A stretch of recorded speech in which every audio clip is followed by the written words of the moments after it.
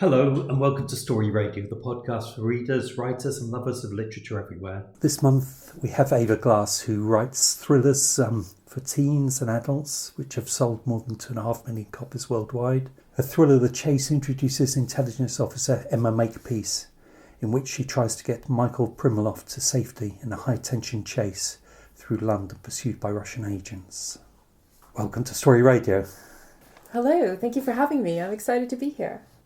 Could you give us a little background on how you came to write this book, please? Well, it's funny. About 9 years ago, I was working for the government. I worked for the Home Office, and my specialty was counterterrorism communications. So basically, I had been a crime reporter and then an editor, and then I just sort of stumbled into that job. I needed a job after the last editing job I had ended. I was kind of trying to decide what to do with the rest of my life, feeling a bit like I needed to do something different. And a friend who I'd worked with briefly got in touch and said, I'm looking for somebody to write about terrorism and not get scared. And I thought of you. And with an introduction like that, I felt like I had to at least go to the interview. And anyway, once I got in and saw the size and scale of the operation and what it really meant to be inside that world, I had to say yes. It was just too enticing because I'd never worked for any government. I'd never done anything like that. And it just seemed like it was clear I was going to be working with spies. I was going to actually get to meet them and talk to them. And so I took that job. And because of that, I did get to meet people who worked in that world. And when it ended after 5 years, I felt like, I went on and did other things, but that experience stayed with me, and I spent a long time thinking about, like, looking for a book, I knew I wanted to write about spies, and I even knew which spy I wanted to base it on, but the hook for the story, an actual spy story, those are really, really tricky to come up with. It's not just like, I'm going to, like a crime novel, you can think of a crime and you're off in a way, like once you've got your crime, it's spies, it's a web, so you don't just think of an incident, you have to think of the web. And it took me a long time to come up with an idea. And then when I did, suddenly... Were you writing other fiction at this point? I did, yes. I wrote books under another name. So I wrote some young adult novels under a different name. And I wrote... my background's in America. I grew up there. Although I've lived in Britain for decades. But I did write... I had tried my hand in an American crime series, which was okay.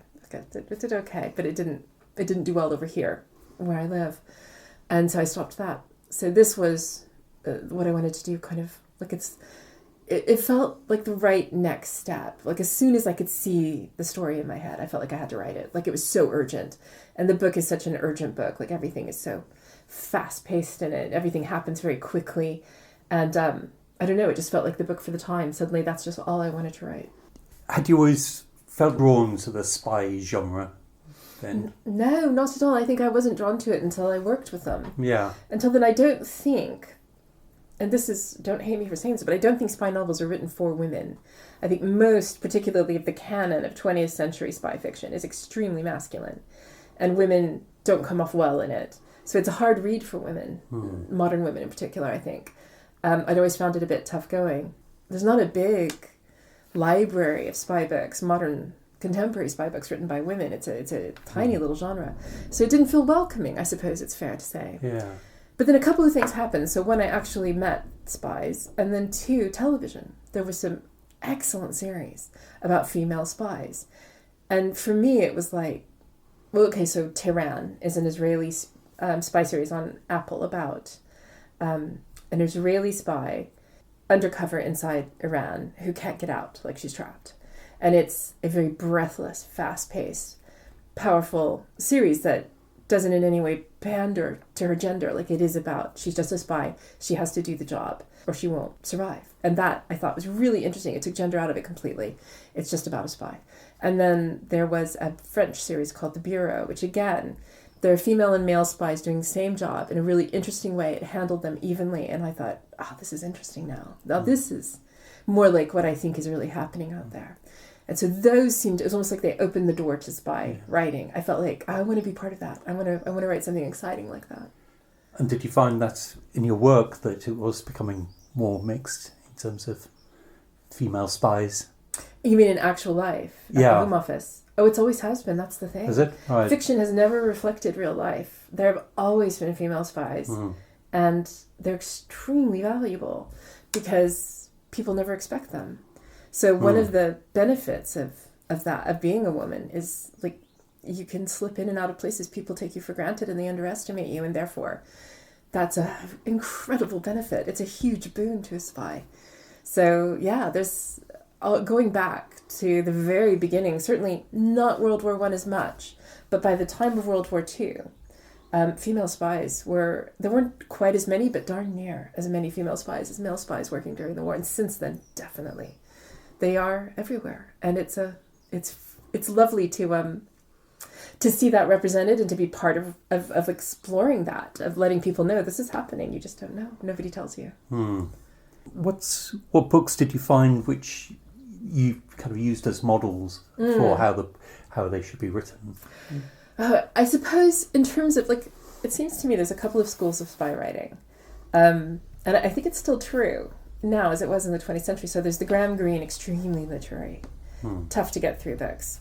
There's the John le Carré, which is sort of cerebral, slightly slow paced, extremely tangly, really enjoyable. And then there's the Ian Flemings, so the fast paced thrillers, Jason Bourne, that kind of thing. Those are in that category. So I decided to go to that category because I wanted to write a page turner. And I don't think you could describe either Graham Greene or John le Carré as page turners. They're great, but they're not page turners.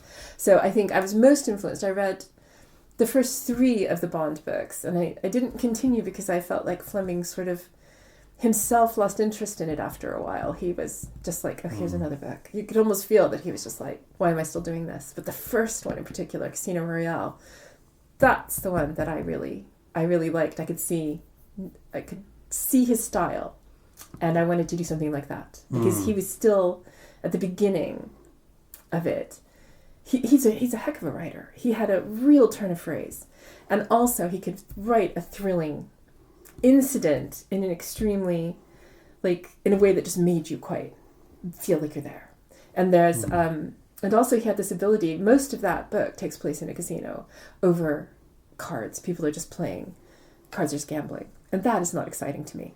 He makes it thrilling. Somehow he makes 100 pages of gambling really exciting, and that's a skill. That doesn't just happen. He had a skill, and so I could learn from that and borrow some of that a bit. Yeah, but I did feel you were kind of breaking out of his kind of version of the genre. There's kind of quite a lot of reflection and earlier life, which I liked and thought really gave her a kind of depth that I think we never really get in James Bond. Yeah, not much anyway. Yeah, I think there's just little hints at it, but he clearly decided to give him his background is quite elusive. Whereas with Emma, I thought I really wanted people to care about her. I wanted people, my main character Emma Makepeace, I wanted people to think about, like, to connect to her, because when she does something wrong or when she gets into trouble, I want us to care that she might not get out of it. And so I think for that to happen, you have to know a bit about the character. You have to connect with them. And so I didn't want too much of that because I wanted it pace. But also, as you know, you mentioned, it has this like forward velocity to it. As a book, it's intended to have that rush. But there's something kind of exciting in a weird way of, like, ever so often just putting the brakes on and saying, she's in trouble. Now let me tell you about how she is when she's in trouble. And just having just a few pages of how she got to be able to get out of these situations, how she learned. Because one isn't just born knowing how to pick a lock or, a hot wire a boat. You learn that. They teach you that. And although there is a bit in it where she's picking a lock and the person she's rescuing says, basically, did they teach you that? And she said, no, there's videos on YouTube. And it's true. I actually have a lockpick kit and there are videos on YouTube, and it's a fun pastime. You've done it? I have done it. I have a kit in my office, and when I'm bored or trying to think and I need to focus, I'll pick a lock. Were the kind of moments when you break the flow of the action, were they always in there, or was that kind of a later addition? There were fewer of them at first. I'd done a few, and my editor liked them, and so she said, I think they need to be more regular. So that's why I decided to put. So I added about half again. So they were always there, but they weren't as it is now. I think they're there's more of them at the beginning and fewer of them as the book goes on. Yeah. So we just added a bit more at the start. Yeah. And I think something that also that really helps with the pace is I think your writing is very clear. I found reading a lot of thrillers recently that actually you've kind of got this fast action, but actually you kind of, the reader or me, I'm getting a bit lost and I have to kind of keep going back, and that's kind of quite hard. I just wondered if you could give us any insight into how you make it so clear. Is there a technique you have particularly? Or? Well, I think I have a journalistic approach to writing because my background was in journalism. That's where I learned to write. So I started in nonfiction. And if you start in nonfiction, clarity is sort of everything.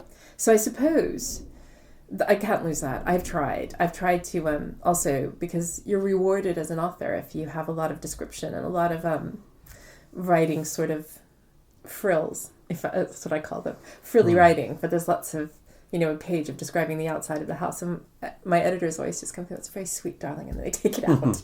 Because what I need to learn about myself is that sort of sparse writing style. It doesn't mean it doesn't mean you're a bad writer. It actually, it's finding your comfort zone, and that's mine. So I think if you wanted to learn clarity, like if you're an aspiring writer or you're writing and you're struggling to like make sure everything makes sense, one thing to do is sort of basically read a newspaper, because they're describing really complex things in a really simple way. And basically their style, and the style that I kind of still use, is something called inverted pyramid. So the most important facts go at the start. And then as you go down through a chapter, and stuff is happening, but you've got to assert at the beginning of the chapter, you've got to make sure everybody understands where you are and when you are, and finding ways to you don't have to just say, Monday, March 5th. You can simply say, by now it was Wednesday and it had started to rain and it didn't feel like June anymore. Then you've just asserted so much in one line. Things like that can really, and that gives the reader signposts, and the signposts can help them stay in touch with the story and feel. And if you're in touch with when and where you are when you're reading a book, you don't have to turn back. And if you don't have to turn back, you keep going forward. And if you keep going forward, you're more likely to make it to the end of the book and to feel like you absorbed it more. So that's my trick, is to make sure the reader always knows when and where we are, which is very anti-literary of me, I'm afraid. But it is, but also as a reader, I like it. Yeah, I get frustrated when I have to go back too many times. And it's hard if you're e-reading, and if you're with an audiobook, it's almost impossible. So you have to, as a writer, I think, bear in mind the different ways people read books now. I would imagine only half my readers read them in paper now. And the rest are either on ebooks, where flipping back and forth can be a bit tricky, or audio is so big, and it's a pain to go back an audiobook. As a audiobook listener, I know this. So, and to find that little bit, it's irritating. Yeah, it's a big difference actually. I find with e-readers that it is much harder to read more literary books on e-readers. I really need the paper. Yes, you get lost more easily. And with paper, we're so used to being able to flip back and forth. I'm exactly the same. There are certain books I just won't read on an e-reader. Yeah, you touched a little bit on your research. Obviously, you kind of have this fortunate insight into the spy world. Was there other research that you did? Well, I researched, there's things that happen in the book, places she goes. So the book, in the chase, basically, she is going from, well, I should sum up the plot so it makes sense. So our main character, Emma Makepeace, is assigned to rescue the son of two former Russian spies who are within the protection now of MI5. So they live in Britain, they've lived in Britain for more than 12 years, but they betrayed Russia when they left. And Russia is seeking revenge. And they've been taken into protective custody. Their adult son is declining it. He's a doctor. He considers himself British. He doesn't remember ever living in Russia. He doesn't feel part of that world. So Emma has to convince him. He's a reluctant rescue. She has to convince him he's in danger. There's a Russian assassination squad that will kill him as revenge against his parents.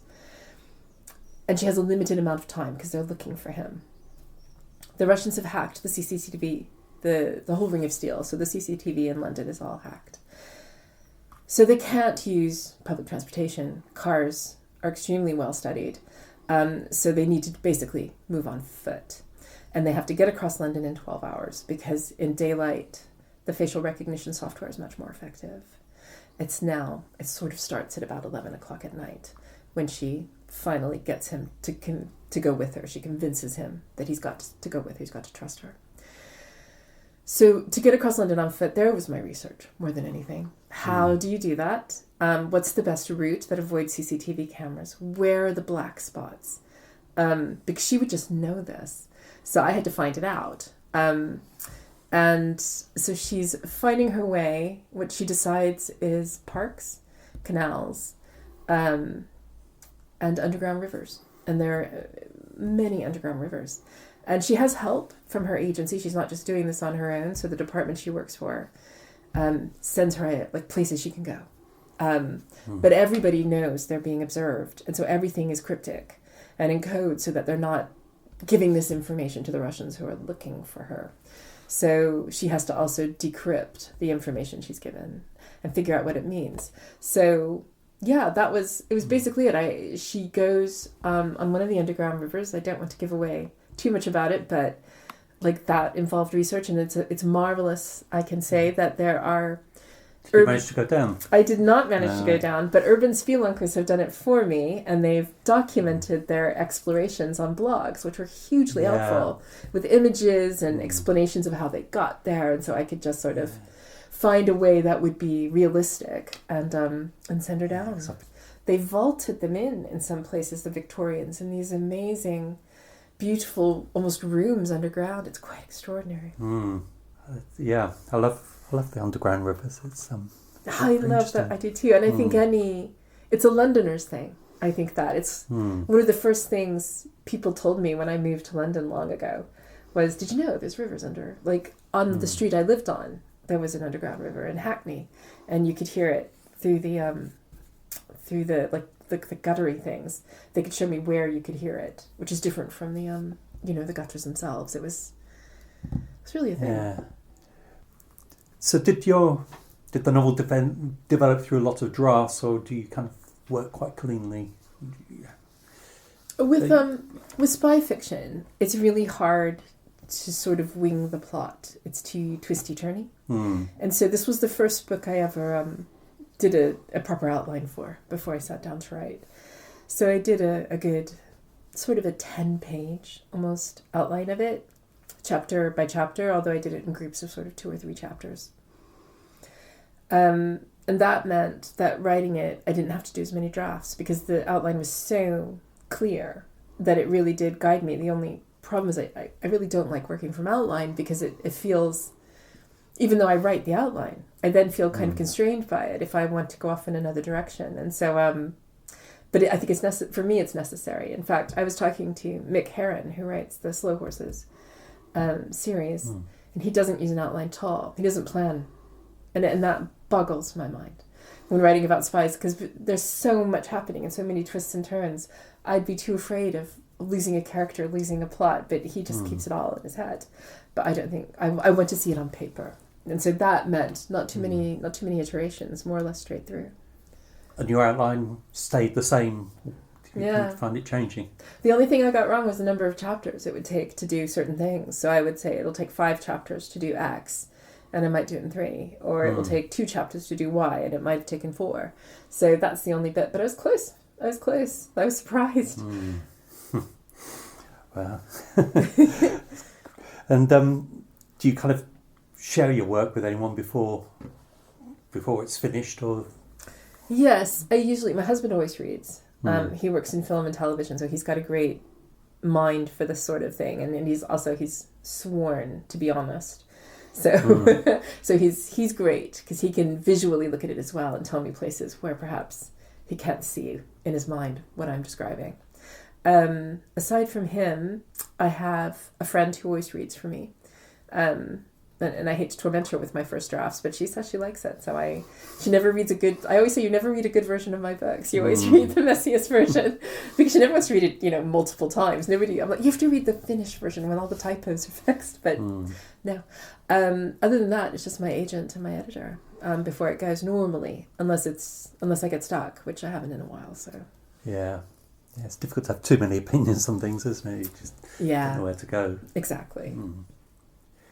Could you just kind of give me a bit of your background as to kind of your journey towards where you are now in terms of fiction? Yes. Do you mean my fiction background or my whole career background? More your fiction background, really. Yeah. Your other books and so on. Yeah. So I wrote under another name. So I first started writing after I left government. And and my first series was called Night School, and it was written under the author name C.J. Doherty. And it's a young adult series. And I wanted to write about government. Did you do any kind of courses or anything before that in writing fiction? I mean, no, not since university, because at university I took a creative writing course. But other than that, no. Was that in the US? That was in the US, a long time ago. And so this was sort of, this was a shot in the dark. But I had tried to write. I mean, I had attempted a couple of books in the past and given up after 8 chapters. 8 chapters is my number. If I don't like it, if I don't think it's doing well at 8 chapters, I stop. Yeah. So I have 2 8-chapter books before I sat down to write Night School. And Night School felt different from the start. From the very start. I handled it differently. And I couldn't tell you why.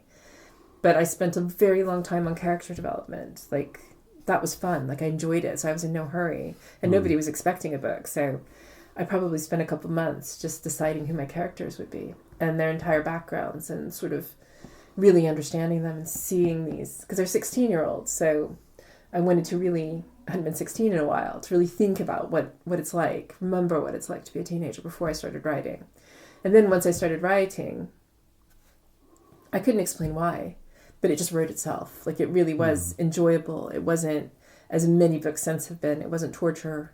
It just flowed and I could see the story. And I had no outline, no limited plot. Just children of the people who run the country are being used as pawns to get at their parents. Go. That was sort of the beginning. So, and set it at a boarding school so that they're away from their families and cutting them off. And then just playing around with that idea. And it just, I don't know, it just worked. The characters came together, the story, the place, because I had just moved, actually, to Surrey.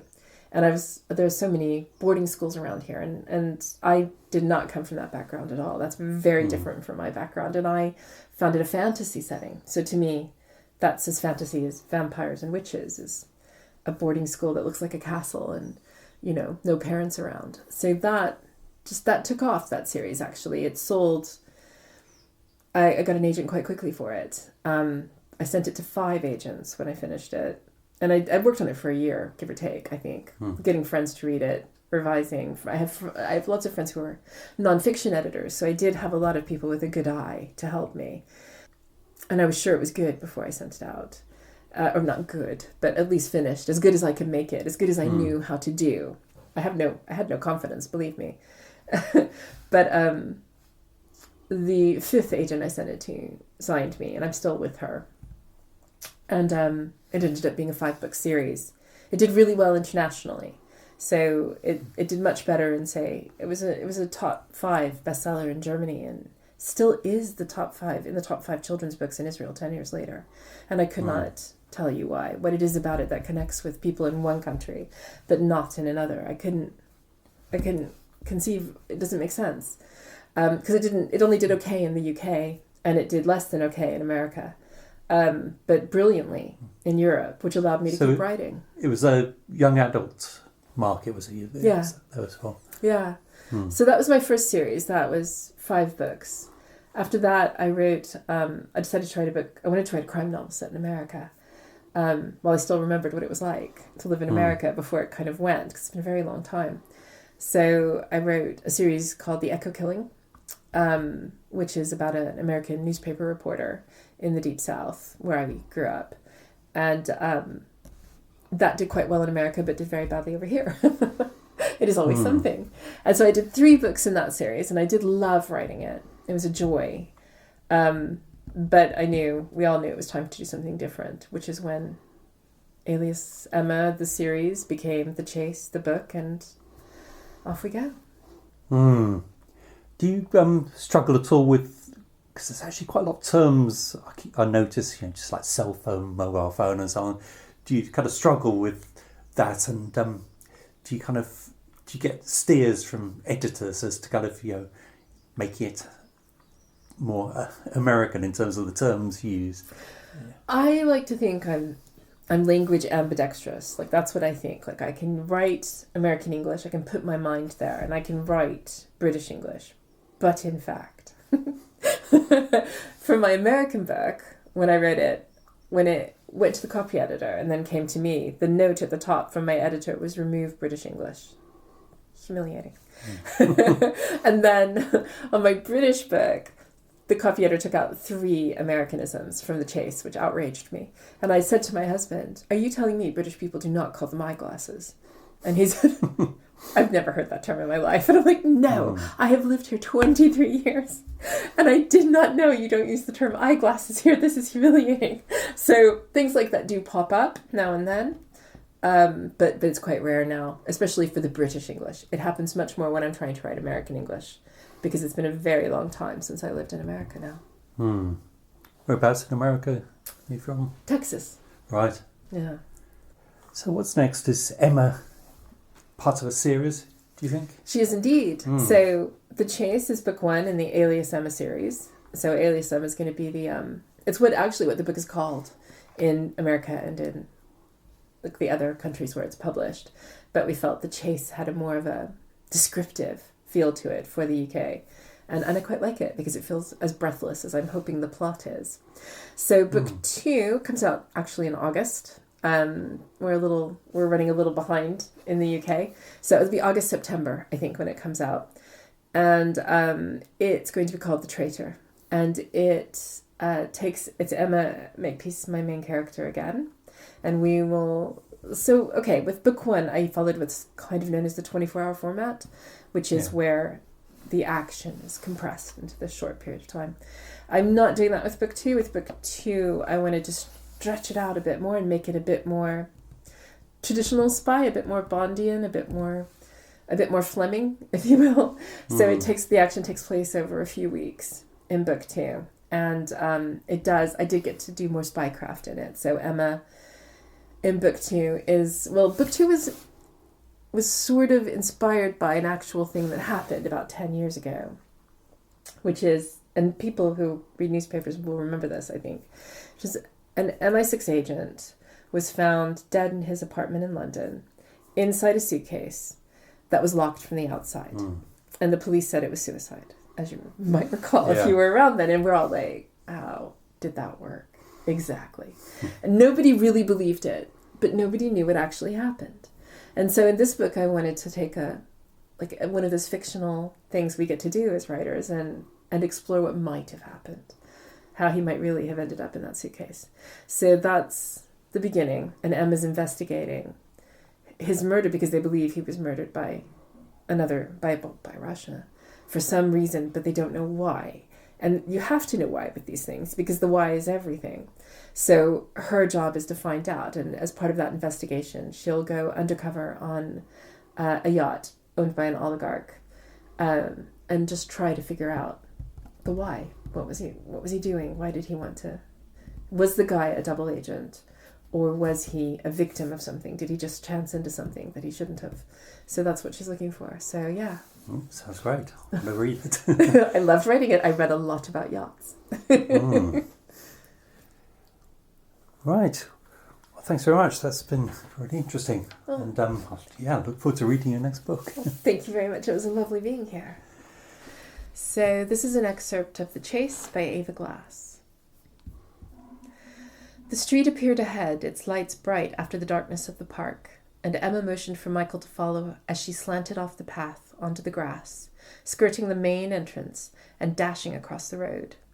They'd just reached the shadows on the other side when she spotted 3 quick-moving figures heading towards the park entrance.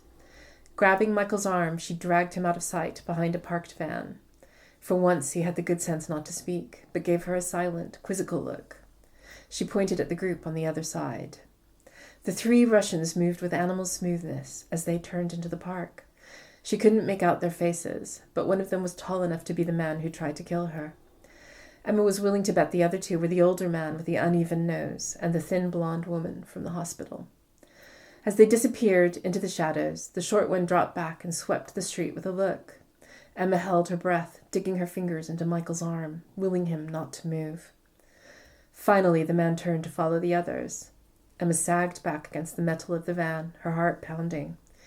Either she'd been right about Michael's phone being bugged or they'd been caught on CCTV. It didn't matter which. The speed with which the assassins had arrived told her everything she needed to know. Michael was still staring at where the figures disappeared. You think they're looking for us? Emma, scanning the nearby buildings for CCTV cameras, responded without glancing at him. I think they're looking for you. He flinched, his shoulders hunching as if he'd taken a blow. Cursing her own glibness, Emma slowed. Hey, she said. Despite every fiber in her body telling her to hurry, she waited until he lifted his eyes. I know you're scared, she said. I am too, but I promise I'm going to keep you safe. You asked me to tell you the truth, and I will as much as I can. In return, I need you to trust me. And right now, I'm telling you, we need to run like hell. Thanks very much. Thank you. That was an extract from The Chase, written and read by Ava Glass. The interviewer and producer was Martin Nathan. If you've enjoyed listening to Story Radio, don't forget you can support our work using Ko-fi. Just visit ko-fi.com/storyradio to donate. Thank you and goodbye.